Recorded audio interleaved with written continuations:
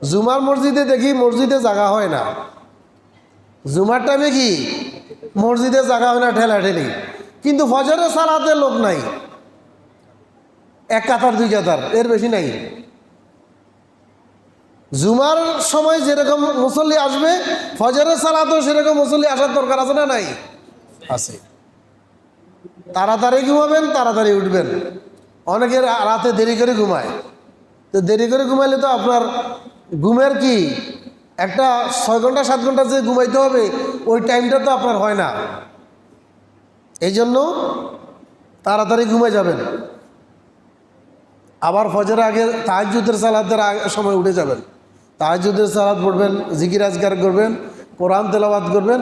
ফজরের সালাত জামাতে পড়ে, এরপর একটু হাঁটাহাঁটি করবেন, 45 মিনিট হাঁটবেন। যাদের ডায়াবেটিস আছে, কয় মিনিট? 45 মিনিট হাঁটবেন।